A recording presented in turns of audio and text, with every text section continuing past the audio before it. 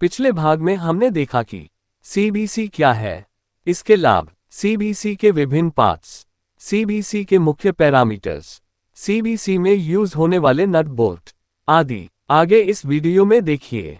CBC वाले coach की पहचान कैसे करेंगे, सीबीसी में गेज लगाने का तरीका, coupling uncoupling procedure, CBC proper lock हुई है कैसे एंश्योर करेंगे, रास्ते में सीबीसी ना खुले इसके लिए क्या करेंगे, वह बहुत कुछ। तो चलिए शुरू करते हैं। AAR H type tight lock centre buffer coupler वाले कोच की पहचान। कोच के सिरे पर साइड पैनल पर पीली पट्टी का होना, कोच नंबर के अंत में सी लिखा होना। आगे है सीबीसी को गेज से कैसे चेक करते हैं। ये सीएनडब्ल्यू साथियों के लिए एक महत्वपूर्ण टॉपिक है। Following 6 numbers after gauges. 1. Aligning wing limit gauge. 2. Contour maintenance gauge. 3. Contour condemning limit gauge. 4. Vertical height condemning limit aligning wing pocket and guard arm gauge. Go gauge. 5. No go gauge. 6. Knuckle nose wear और stretch limit gauge. यहां CBC को check करने वाली सभी 6 gauges उनके नाम के साथ दिखाई गई हैं। एक एक करके गेज को लगा करके देखते हैं। कंटूर रखरखाव गेज संख्या 31000 APTA। ये पास थ्रू गेज है। कंटूर रखरखाव गेज का उपयोग कंटूर की करेक्टनेस को चेक करने के लिए किया जाता है। गेज को नकल को पूरी तरह से बंद और लॉक करके समोच्च से गुजरना चाहिए। साथ ही गेज को कपलर हेड के फ्रंट फेस पर बैठाना चाहिए।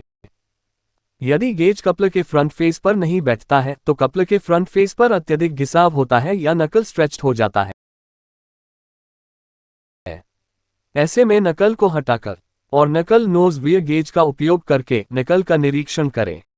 जो gap gauge APTA gauge contour slack जिसकी सीमा 3/8 इंच निर्धारित की गई है की सीमा का निरीक्षण करने के लिए कंटूर कंडेमिंग लिमिट गेज का उपयोग किया जाता है। कॉन्टोर सेलेक्टिव लिमिट का निरीक्षण करने के लिए नकल को बंद करें और फिर नकल के स्लैक को अपनी ओर खींचें। गेज को कपलर हेड के सामने वाले हिस्से और खींचे हुए नकल के फेस के बीच से नहीं गुजरना चाहिए। यदि गेज पास हो जाता है तो नकल को हटा दें और इसके व्यय के लिए एक बार vertical height aligning wing pocket और गार्ड आर्म गेज।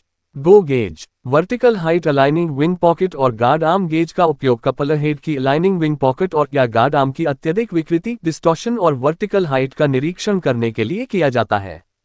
जैसा कि वीडियो में दिखाया गया है, गेज को विंग पॉकेट में गुजरना स्लाइड करना चाहिए और गार्ड आर्म के ऊपर से गुजरना चाहिए। यदि गेज पास नहीं होता है तो विंग पॉकेट और या गार्ड आर्म में वर्टिकल डिस्टॉर्शन है। ऐसे में कपलर को हटाएं और बदलें। Vertical height aligning wing pocket और guard arm gauge. No go gauge. Vertical height aligning wing pocket और गार्ड आर्म के लिए यह एक नो गो गेज है। इसका भी उपयोग कपलर हेड की अलाइनिंग विंग पॉकेट और या गार्ड आर्म की अत्यधिक विकृति डिस्टॉर्शन और वर्टिकल हाइट का निरीक्षण करने के लिए किया जाता है। जैसा कि वीडियो में दिखाया गया है, गेज को विंग पॉकेट में गुजरना स्लाइड करना नहीं चाहिए और गार्ड आर्म के ऊपर से गुजरना नहीं चाहिए। यदि गेज पास हो जाता है तो विंग पॉकेट और या गार्ड आर्म में वर्टिकल डिस्टॉर्शन है। ऐसे में कपलर को हटाएं और बदलें। इससे आगे देखते हैं। Knuckle nose wear and stretch limit gauge आपटा gauge. Knuckle nose wear and stretch limit gauge को यहां दिखाया गया है। इसमें नकल को कपलर से बाहर निकालकर चेक करना होता है। जैसा कि दिखाया गया है, गेज को सही से लगाकर सुनिश्चित करें कि गेज के A, B और C पॉइंट्स नकल पर बैठते हैं, स्पर्श करते हैं और पॉइंट टच नहीं करता है या 1/4 इंच से अधिक क्लियर है तो नकल ठीक है। यदि A, B, C बिंदु स्पर्श नहीं करते हैं या ठीक से क्लियर नहीं होते हैं या बिंदु D स्पर्श करता है तो नकल को बदल दें। अब आगे देखते हैं। Coupler wing limit inspection gauge. Aligning wing limit gauge APTA gauge. Aligning wing limit gauge का उपयोग कपलर हेड के गार्ड आर्म की अत्यधिक विकृति का निरीक्षण करने के लिए किया जाता है, जैसा कि चित्र में दिखाया गया है। गेज को कपलर हेड और पिवट लग के सामने की ओर बैठना टच करना चाहिए और इंटरलॉकिंग लग गार्ड आर्म फेस और लेटरल अलाइनिंग विंग सरफेस के आसपास सभी बिंदुओं पर स्पष्ट होना चाहिए। यदि गेज उचित स्थानों पर नहीं बैठता है या क्लियर है तो सामने वाले हिस्से और पिवट लग पर अत्यधिक घिसाव हो गया है या गार्ड आर्म या इंटरलॉकिंग लग में विकृति है। ऐसे में कपलर को हटा दें और बदल दें।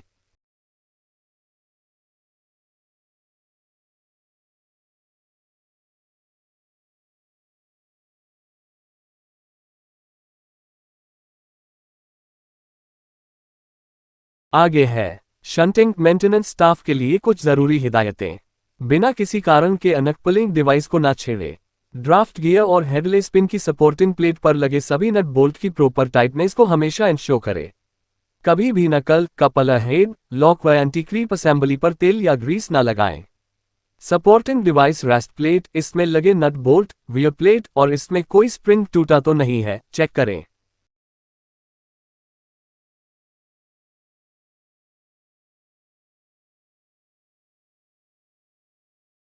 कपलन प्रोसीजर। कपलन मतलब कोचेस को जोड़ने की प्रक्रिया इस प्रकार है।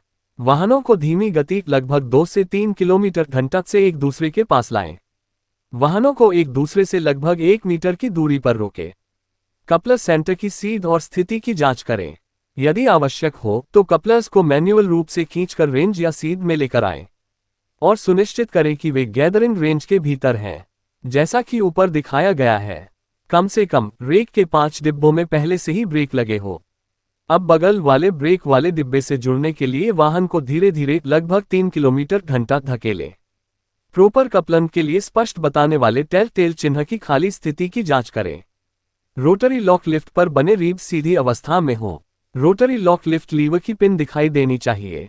इंजन से खींची लगाकर प्रॉपर कपलन होना सुनिश्चित करें। सुनिश्चित करें कि मैन्युअल अनकपलिंग डिवाइस का हैंडल वर्टिकल अवस्था में हो और कपलन के बाद इसे लॉक कर दे। कपलन के बाद दी गई टर्शरी लॉकिंग पिन व्यवस्था की लॉकिंग सुनिश्चित की जानी है। सीबीसी हैंडल टर्शरी पिन को वायर से सिक्योर कर दे। अनकपलिंग प्रोसीजर यानी कोच को अलग करना। दी गई टर्शरी लॉकिंग पिन व्यवस्था का अनलॉकिंग पहले सुनिश्चित करना होगा। तब विशेष की के द्वारा लॉकिंग स्क्रू को घुमाकर हैंडल को अनलॉक करें। हैंडल को उठाएं और क्लॉकवाइज डायरेक्शन में क्षैतिज स्थिति न्यूनतम 90 डिग्री में घुमाएं और इसे ढीला करें। इंजन डिब्बों को पीछे खींचे और अलग करें। यदि अलग नहीं हुए हैं तो अनकपलिंग डिवाइस को क्षैतिज स्थिति में पकड़ें।